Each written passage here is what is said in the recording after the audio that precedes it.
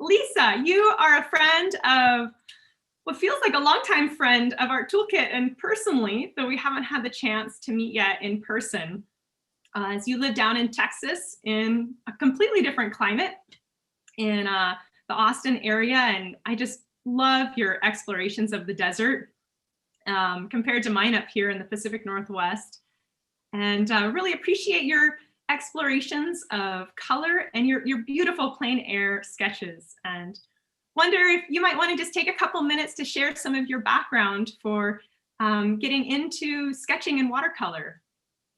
Thank you so much, Maria. I'm so super happy to be here. My background is actually in computer science and math. And I got into sketching, and especially like nature sketching, probably about 6 years ago when I was going through rehab. I had 6 surgeries for a torn ACL that I got while I was hiking. And it was a long road to recovery, but I rewarded myself for doing my rehab each day by doing a little sketch. So I would take my little pocket palette and just one of these little books that I'm going to share how to make today, down to a little pond in the neighborhood. And I would, it was a mile from the house, and I would do a little sketch there and rest my leg before making the trip back home. And it's really grown into a practice. Like now it doesn't feel right if I'm out hiking or backpacking and I don't do a sketch. It just, it really enhances your experience and your connection to the outdoors. Oh, I love that so much, Lisa. And you've probably heard me say it before, but just the idea of art as a tool, and that for you it was part of your healing process and is now expanded to really encompass your experience of the world, is really inspiring. And I hope everyone has a chance to visit your Instagram. We'll put the link down in our notes here at Side Oats of like your recent desert explorations with cactus in bloom. I love seeing the details and colors that you discover in the landscape. Thank you, Maria. It really is a different environment, and I hope someday I'll be able to sketch in the Pacific Northwest. It's so beautiful up there. Oh, I hope so. Well, today we're excited. I know every Tuesday or so you love to focus on triads, and today we are have re-released this really fun palette, the CMYK. That's a collaboration, a limited palette with our friends Greenleaf and Blueberry paint makers in Colorado. And you've had this palette for a while and have really been running it through its paces. And we're really excited to see some of your impressions of the limited palette, how you apply it, and expanding it to people who may not have this one and want to use some other paints to help inspire us. So I'm really excited to see what you've got to share with us today, Lisa. Okay, great. Thanks, Maria. So here is my CMYK palette. And as you can see, it's pretty well loved. I've really come to love this palette. Here is one of the first things we're going to be doing today is one of my little Triad color wheels. First, I'm going to share how to make these little books. So I've been putting my Triads in a little book, just like this. Just so I can have a record of it. And I put little notes like makes great grays, but weak mixes and things like that. And in particular, here is the CMYK palette. And here is kind of a similar palette with Daniel Smith paints. It has a mix of Daniel Smith and Winsor & Newton. And I don't know how much this will show up on here, but the Greenleaf Blueberry handmade paints are very granulating, even like phthalo blue, which is the blue in the palette. They just have like this magical property where they just, I don't know, they're just beautiful paints, and they're great to work with, especially in the desert. I've had trouble with some paints when it's hot out. The paint doesn't behave well in the heat. I know people in cold climates have trouble painting when it's cold, but down here in the desert, when it's hot, we have trouble too. And there's something about the handmade paints that really make it where you don't have that problem. So it's all kinds of magic. kind of melt? What do you observe in the heat? Yeah, so they seem to get kind of sticky. Like normally when you use paint and you swipe your brush across the paint, it just like picks up some paint and you can work it on your palette. But it just kind of makes a big blob and it just like sticks to your brush. And I've actually written to some paint manufacturers asking about the problem, and I haven't had any leads. So if anyone out there knows why that happens, I'd love to hear about it. Um, so first, before we get started, I wanted to show you how to make one of these little booklets that I like to use for doing my Triad explorations. And you can do this with any size sheet of paper. Here, I just have, it's just a piece of copy paper, and I cut it smaller so you'd be able to see it. But all you have to do is fold it in half like this. It doesn't matter which direction you start with or anything like that. And then fold it in half the other direction, just like that. And then open it back up and get your scissors, and you're just going to cut along the fold until you get to the center. And you can either cut the short side or the long side. If you cut the long side, you'll have a landscape little booklet. And if you cut the short side, you'll have a portrait one. So I like to go for landscape for these triads because I like to paint landscapes.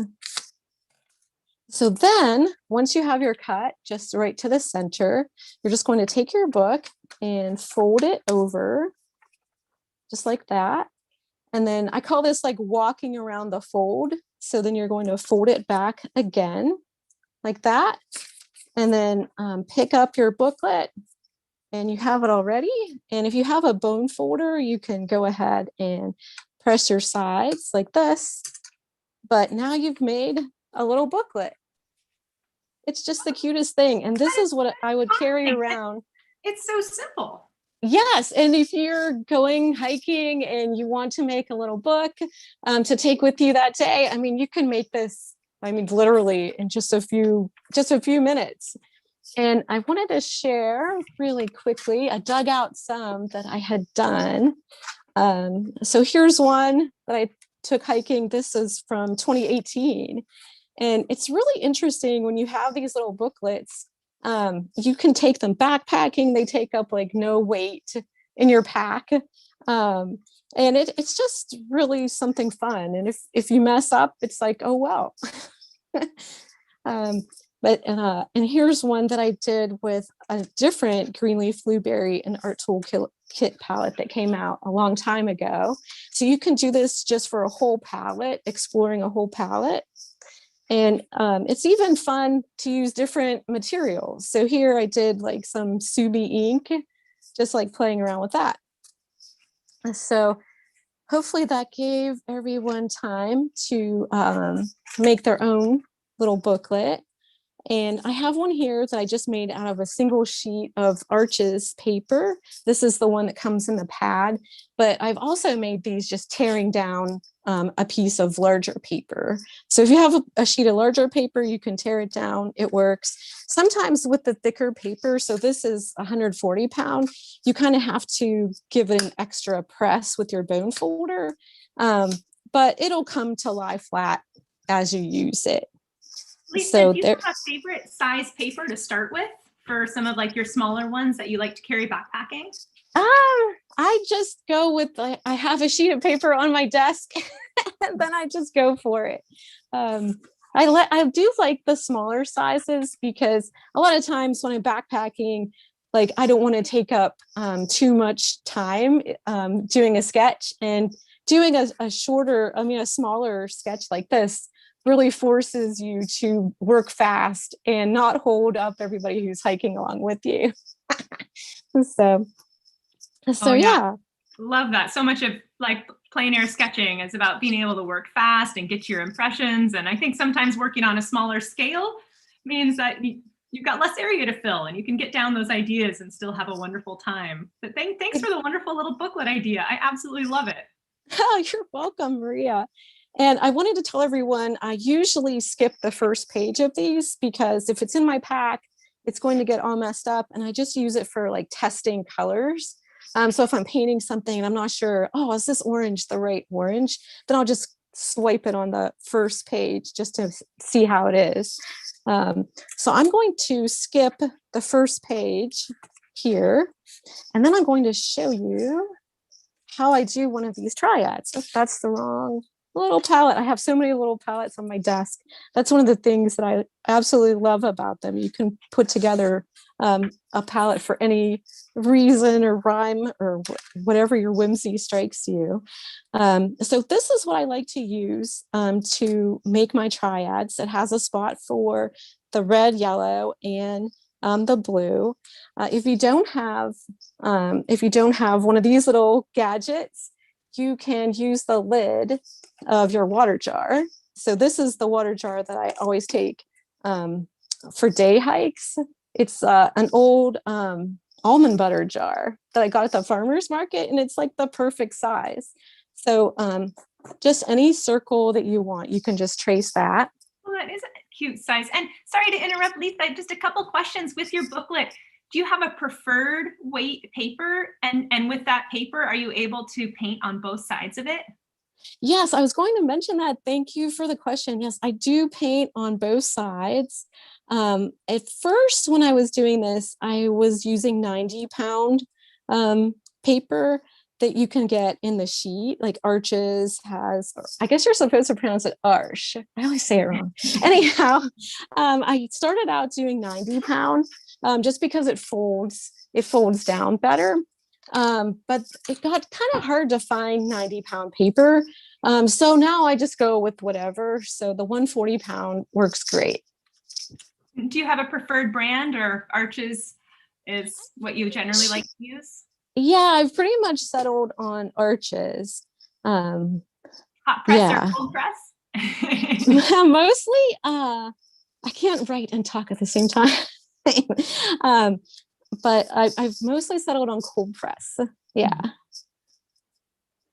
So I always, when I do one of these triads, I write what it is, or else, a few days later, you'll pick something up off of your desk and you won't know what you did. Oh my goodness, notes are critical. Yes. I'm with you. So I'm putting the art toolkit in Greenleaf Blueberry CMYK. And this is just the coolest little palette. And then what I like to do is I used to start with the yellow on top, but now I've kind of changed around and I put the magenta on top. So and I want to mention that cute little template is something that you created and 3D printed yourself. Yeah. So I worked with my husband. He's like more the 3D printing guy. So he 3D printed it. But we worked together on it, and it was just, I can't tell you how many times I wanted something like this. Yeah, Well, I've always wanted to him that we all want one now. Yeah, they're just so handy. And so what I like to do for the triad too is I put really saturated color towards the small end of this.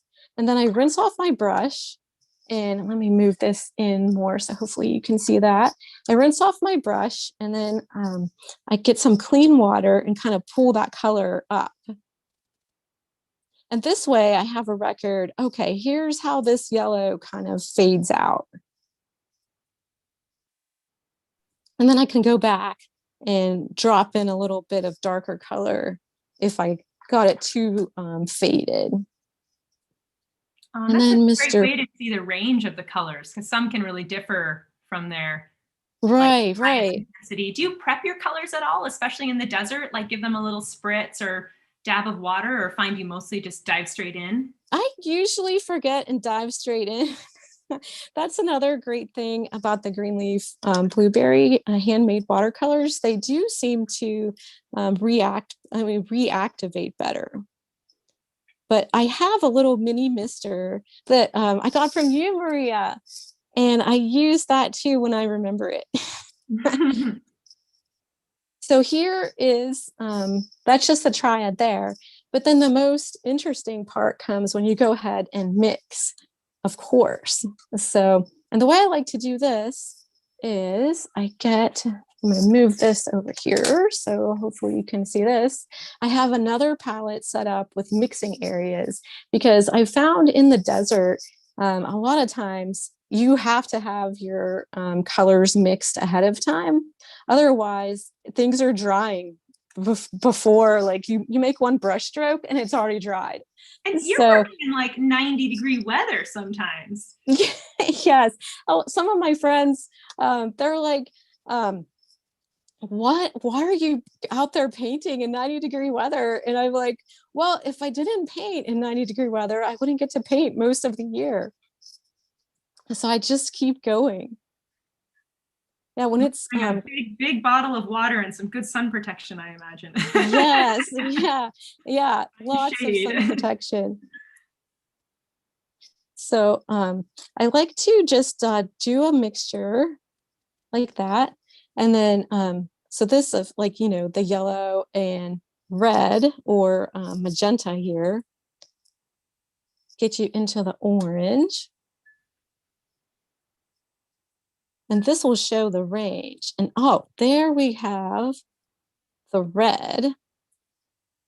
This like totally blew my mind when I realized that magenta was not, magenta was the primary red. And we were lied to all the time in school. I know. I think of all I even have little songs that I sing to for color mixing with, the kindergartners I sometimes visit. Right. Teaching them otherwise. Yeah. And it was like super, I don't know. It's just like magic seeing, oh, look, I just mixed a red. Red is not a primary color. So, but that's one of the things that makes the CMYK palette so great is that they are primary. So you can mix just about any color that you want. I know that Jess has like a whole chart where she's mixed like all the colors. I want to touch on too the granulating more, because that to me is something, there's different properties of watercolor paints, from either they're more transparent or more granulating or highly staining, like you put them on the paper and they are on the paper, like I classically think about phthalo blue. But with the granulation, there's just this wonderful organic aspect that I'm drawn to, especially when like doing landscapes, that I find pretty special. Right. It's just magical. I can't say enough about it, especially if you're painting like rocks or something that kind of has granulating properties in it. Yeah, it's just so special. Oh, and there we have the blue. So there's the magenta and the cyan making the blue. That is just the coolest thing. And not all triads will give you a blue and a red, which I'll point that out more later. Lisa, with this palette, we've got a question. If you find like a color you mix the most, I'm sure that depends a little bit with your time in the desert. Have you sort of discovered that as you've played with this? This palette, I kind of mix them all pretty much equally, I would say. And I'll touch on that a little bit more in the next thing we're going to do, because now that I have, my pencil just broke. Okay, here we go. Put that over there. Yeah, so I always like to put little notes here. So I'm putting red because the magenta and the yellow made the red. And then the magenta and the cyan make blue. And then I usually would put like a little note here, like super granulating. Mm-hmm. I always find when I write things down, I remember them more too. Yes. So I hope everyone can see this. It's just so pretty. Yeah. So then for our next little project, since we're talking about the desert, I thought I would show you all how to paint a purple prickly pear. And I posted a picture, a reference photo in my Instagram feed, and I can send it to Maria if she would like to post it anywhere else as well. But this was one that I actually did in the field, and I'll show you some tricks that I used for this. So this was just a few weeks ago. This day, it was actually 72 in the shade. So I don't know what it was in full sun. So it wasn't quite as hot, but it was very windy this day. So which also caused the paint to dry. And so if you've ever seen a prickly pear, they have so many pears, and there's just like so much going on. So today we're just going to focus on one pear, or actually one pad. So just kind of draw like a little oval shape. And these were all blooming like crazy when we were there. It was so beautiful seeing all the photos. I mean, seeing all the flowers blooming. And the really interesting thing is these purple prickly pears. When I went to ID them, I found out that there's actually 2 different species in the park. And one of the indications of the species is if they, with the color of their spines. And so, yeah, so that was like, so I'm going to show you like a little nature journal page here, like if I was out in the field. And show you, I never think of like those colors in the desert when I just think about deserts. I usually think about dusty greens and browns, and to find these vibrant colors, it's really wonderful. It's so amazing. And I mean, every year is different too. Like you never know. It all depends on the rain, of course, and the temperatures. So yeah, it's really special when you get to see it. Okay, so I just did a really rough sketch. I mean, this is just super rough. And I'm going to switch brushes here. I'm going to go for a bigger brush. And this is one of the things that I do in the field. So I get some water. It's not very clean right now. And I'm going to pre-wet this pad. And even though I'm here in Austin and it's actually been raining most of the day, I'm like looking outside. It's not raining at the moment. But yeah, this will still dry pretty fast here in Austin. So in the field for sure, I wet my little pads first. And here's the green that I mixed up earlier. And I never want to clean this because this color is so beautiful. I don't want to waste like one drop. So this green, I'm going to kind of change it up a little bit. And this is one of the few times I actually use the gray. You could dull this down a little bit with the magenta, since it's the complementary color for green. But I liked how this turned out with adding a little bit of gray there. So this is kind of like color, huh? yeah, yeah. So this is what Maria was talking about. This is kind of the dusty, deserty green. It's kind of like kind of an olive green. Although in the spring, it really does. It can get really bright and vibrant.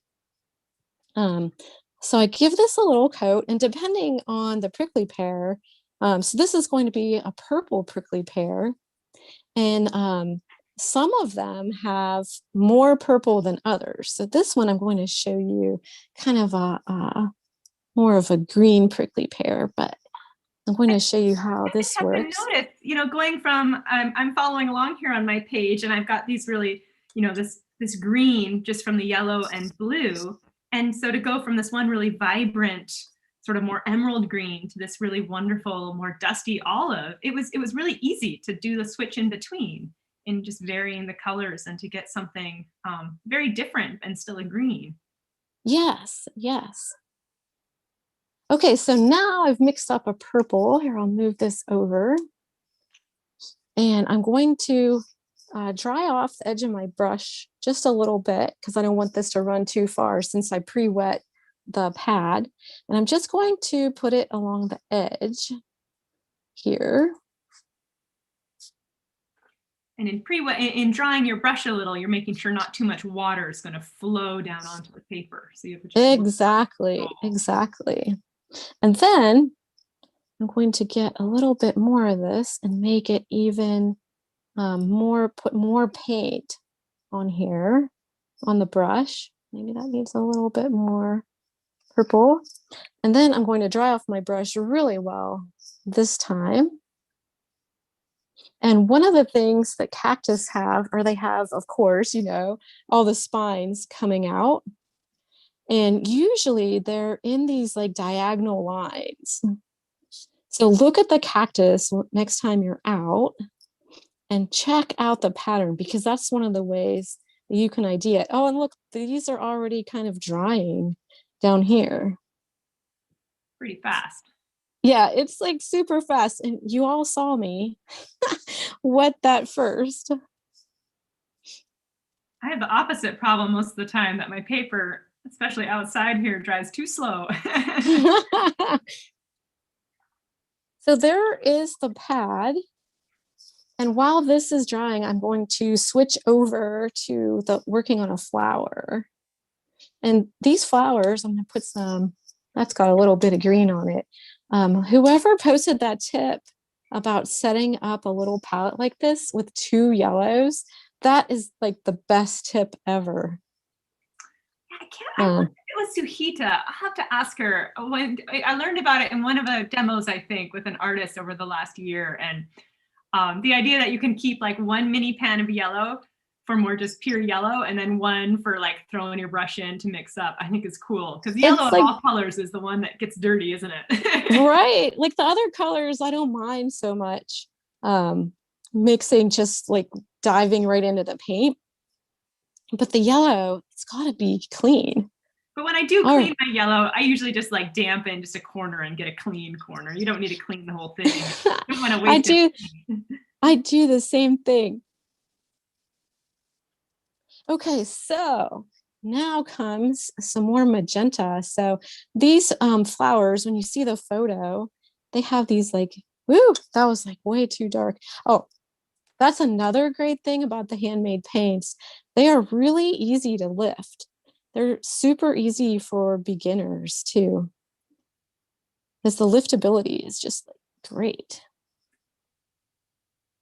So I'm putting some of this magenta red color, put a little bit more over here. Find if you're out in the field working intentionally with a limited palette, like out in the desert, doing a color study first just gives you a handle on mixing all the different hues, you know, doing just some of the color mixing practice.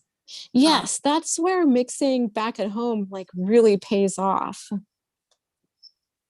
Yeah, so here is, yeah, thanks for mentioning that, Maria. I meant to say it. I've like have so much to show you, you all. I keep forgetting. But yeah, so the flowers actually have a little bit of this magenta color in the center. And then I don't know what these little guys are called that the flowers come off of. It's kind of like, you know, a chrysanthemum, how they have the little green part that the flower petals all connect to. But the cactus flowers actually have that too. And they're actually a brighter, limier green. So that was one of the things I noticed when I was in the field, is that they're a lot brighter. So if you wondered why I left that blank, that is why. And I wanted to mention too, that I could sit around and make triads like all day. It's just so fun and relaxing making triads. But you have to like paint something to know if it's actually going to work. Like, do you want to set up a palette this way? Is it really going to work for your place? Yeah, you actually have to put it into practice. So a lot of times I'll do just like a little tiny, oops, wrong one, a little tiny sketch. It doesn't have to be you know, a full piece of paper or anything like that, but just doing something small like this really helps. So I think this is probably dry enough. Yes, this is dry enough. So now I'm going to add the spines using this purple color. It's like a darker purple that I mixed up. Did you mix any of the graphite into that, or just the I purple? did not. I didn't use it for that. And even the flower buds have spines. Don't get too close. Yes. A ranger saw me sketching and she's like, don't get too close, don't touch it. I'm like, yes, I know. In fact, when we were on our honeymoon, this was before painting, I like backed into a prickly pear. And one of the first things my husband had to do on our honeymoon was pull prickly pear spines out of my leg and my ankle. No. It was like so painful. So there is my little pear. And then for the flower, I wanted to go back to this gray color again. It's the, I think it's gray ochre, right? Gray ochre, you're right, not graphite, excuse me. Yeah, graphite would be beautiful here though. And I like to use this gray ochre too. So like right now, this yellow, you can't really see the lines for the creases in the petal. And I like to use this instead of a black pen. It just makes it like kind of softer, but it still gives some form to it. And you get some of the variation of your brush mark. Yeah, and like here it's like still a little bit wet. So it'll like add some energy to it. Oh, I love that. Yeah. So how much time do we have left? I think we have enough time. I can show you one of my other favorite triads. So here's this one. And then, because if you have any questions, I can't see the questions. So if, we've got a couple questions. One is if you've got a couple minutes, and we can take a peek at your triad too, but some folks are curious about your field setup. Or also how you manage like your little palettes and booklet in the field. Like, are you working on a little board or anything when you're out there? Right. Let me see if I can. Let me see if I can grab. I can grab it.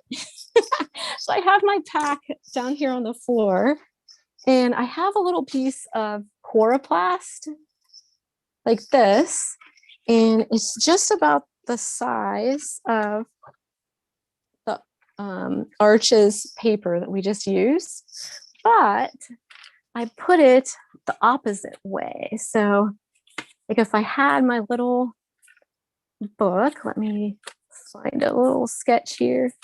That looks like about the size of like a moleskin notebook or so. Like yeah. So I can put it like this. Hopefully this all fits on here. And I just use a little binder clip. But honestly, these little books, you can actually just paint in your hand. So this one, I just set my little palette just down. I think I had it on my knee actually. So I just put that on my knee, and then the little books are sturdy enough that you can just paint on your hand, like just holding it. It's such a nice minimal setup for like backpacking or hiking, or even just like if you're going out exploring your neighborhood or city and just don't want to really go minimal. That's a pretty minimal kit there. Yeah, that's like the most minimal. I do have a bigger coroplast booklet that I made for larger pieces. Yeah, but that's like my minimal one. And if you're like to do like pen and then just go back and add color later, I don't think I do have one like that. Let's see. Yeah, so this one I did pen, and then I went back and added the color later. You could just carry this in a pen, and then as you have time, just add your watercolor. Yeah, take a picture for some reference. So then when you have some tea or maybe iced tea in your case later, you can go back and yes, exactly. Color. Yes. So let's see, how much time do we have left? think we've got a little time. You want to do Maybe one more little tour of another little triad? Oh, and one more yeah, question about your field setup. What are you doing about your water?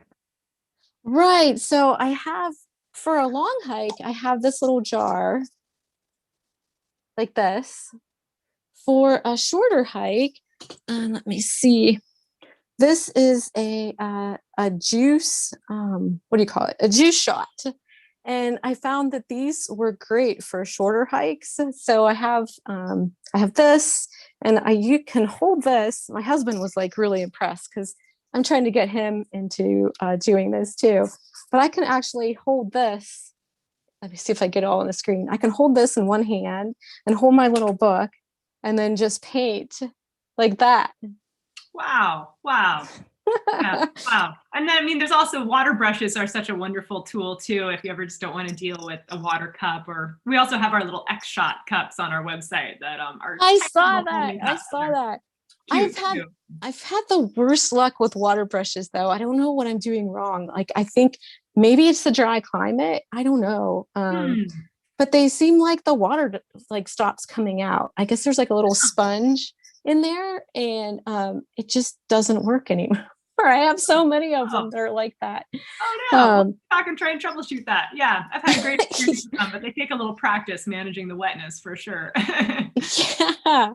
But yeah, I can squeeze and squeeze, and no water comes out. So I'm like, I don't know. Disappointing. Yes. So I've wanted to show you, let's see, yes, we have some time.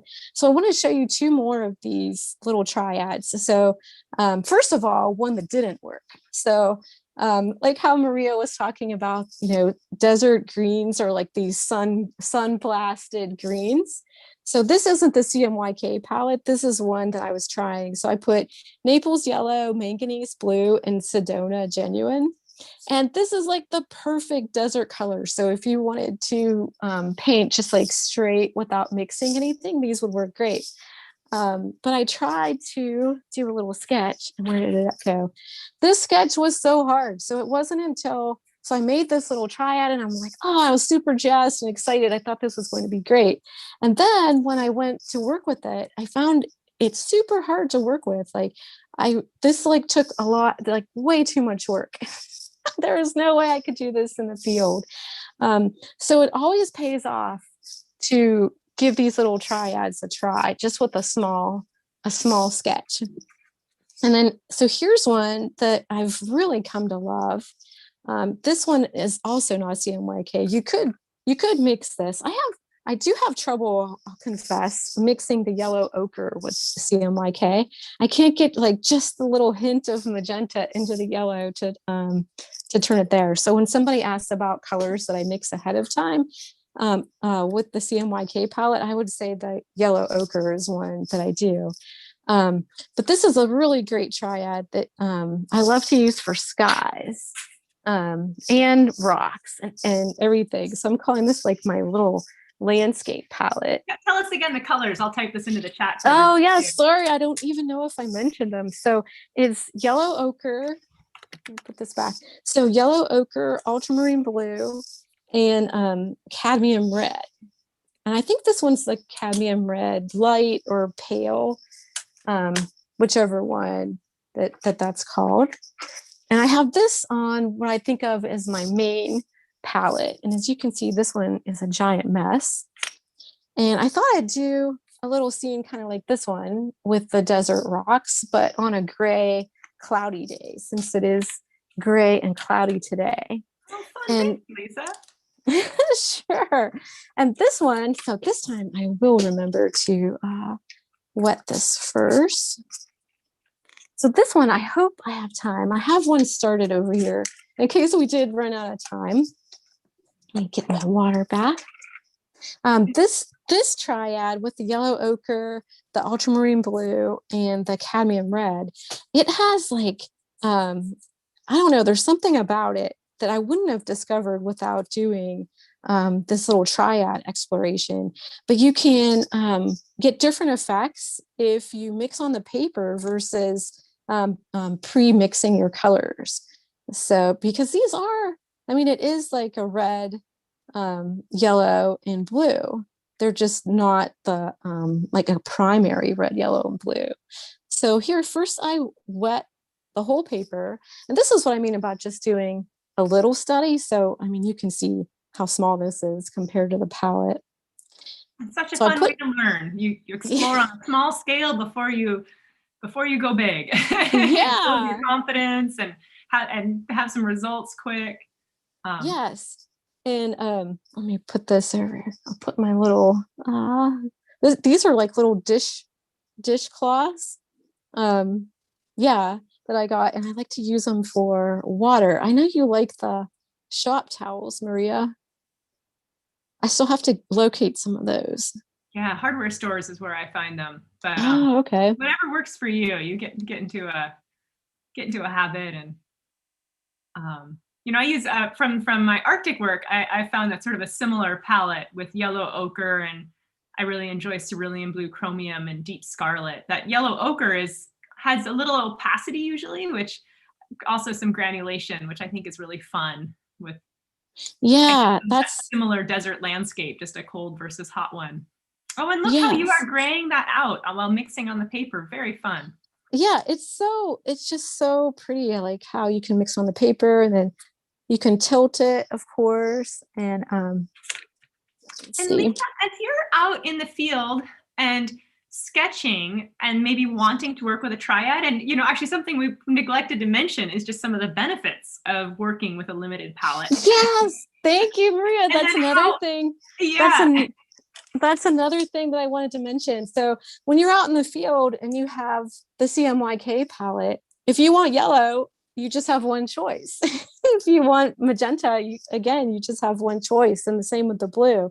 So it really frees your mind. I mean, it becomes a tool. Like you don't really have to think about anything. You're just like, oh, yellow, there it is. Yeah. And I find with a limited palette, if you're doing a little series too, it's like your little series of paintings will hold hands. And within a painting too, if you're not using, say, a dozen different colors in it, that there's just more harmony throughout it. If the greens are mixed from the same blues and have a little harmony there. Right, right. So here, I did another one of these because I was worried we would run out of time because, like, I said, oh, I have so many things I wanted to share. So here is one that's dry. Let's jump to that. That looks perfect. Yeah, so we'll jump to this one. And I even have another one that I did. So you can see, like, I love these little peaks of like the cad red words showing and a little peak of like the yellow ochre. And then I put some yellow ochre down here for the desert. But I love how the sky has some more color to it. Like it's not just gray. And when you look at a gray sky, it really does have some different colors in there. It's not just like boring gray, like what you would think of it. Yeah, there's a lot more depth when you have some of that variation in your little painting. Yeah. Lisa, when like this is a limited palette where you chose some of the colors, what color do you usually start with a triad and selecting it if you're out looking in a landscape? Are you thinking about the blue of the sky or a mix you might do? Do you have any insight for folks who might be thinking about wanting to find their own triad if they're not wanting just to start out with a real essential primary like the CMYK? That is a hard one. I go back and forth between the sky versus the green. I've noticed from painting different places, like my parents live in Ohio, and painting in Ohio, the greens are so much different than they are here in Texas. So I go back and forth between the greens that are in the landscape versus the sky. Yeah, so that's a good question. Look at those, how that's developing. And I wanted to share a couple comments and another question. We've got, I'm gonna, Zeneca204, I wish I knew your name to or drop me a note in the comments. We can give you a shout out. Has given some comments about the heat and paints that a lot of paint manufacturers use either glycerin or honey in their paints to aid rewetting, which means these have a lower melting point, which can help explain some of your Texan heat challenges. And has a tip for possibly adding a little synthetic oxgall to water, using it in your water brush. So interesting. That's fresh tips for me. So I really appreciate hearing that. Thank you. And then I have a question with the CMYK. If you have any thoughts around an analogous yellow, a yellow that might be in the similar hue range. Yeah, so I'm not sure how you pronounce the yellow that's in the CMYK palette, but I have found that the Hansa yellow medium is pretty similar. Let me see if I can find I may that. say it wrong too, but the quinoxylin Dion yellow. Yes. Very pure yellow.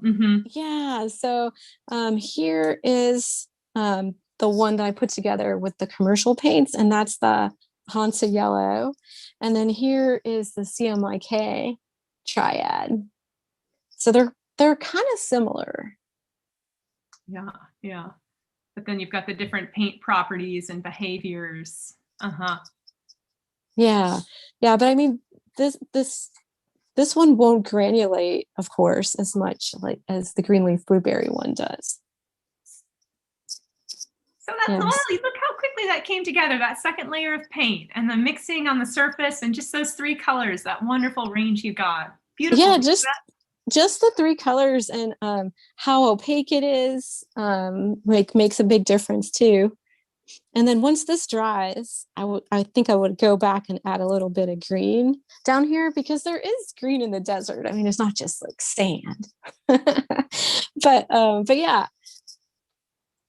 Well, goodness, Lisa, our time has just flown by. I want to thank you so much for just all this wonderful information and inspiration you've shared. And I wonder, just before we jump back to our faces, if you might open up your little book just to show people one more time how the paper folds and how you cut 1/4 of your sheet to fold that real delightful book.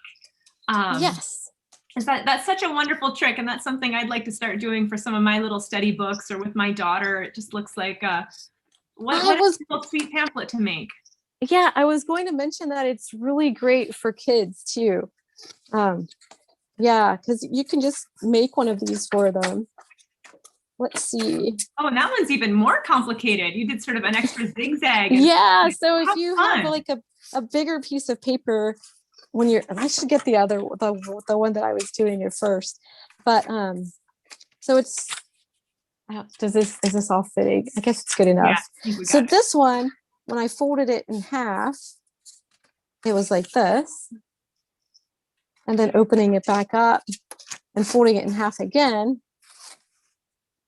And yeah, did that answer the question, or?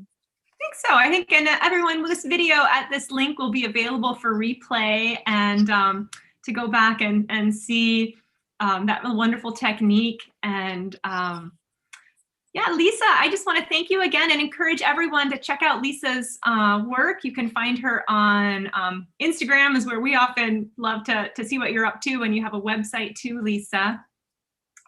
Yes, yeah. And if anyone is interested in the CMYK, we did just make those live today, so those will be up and available while they last, and then we're hoping to have more. We really like that little palette. We think it's a lot of fun. So just a wonderful way to explore color, and there's so much is possible. I love to think sometimes these little paint boxes feel kind of magic as you go in with a little brush and water and paper, and so much to discover. So Lisa, thank you again for all your time, and everybody, thank you for joining us. Thank you so much, Maria, and thank you everyone for joining us. It's been so much fun. I love to see your little books too. Oh yeah, let's post on Instagram and tag @ArtToolkit and @SideOats. I'll put those in the comments. And we'd love to see any of your sketches if you were able to follow along in this demo, or any little books you make. Please keep in touch, everybody.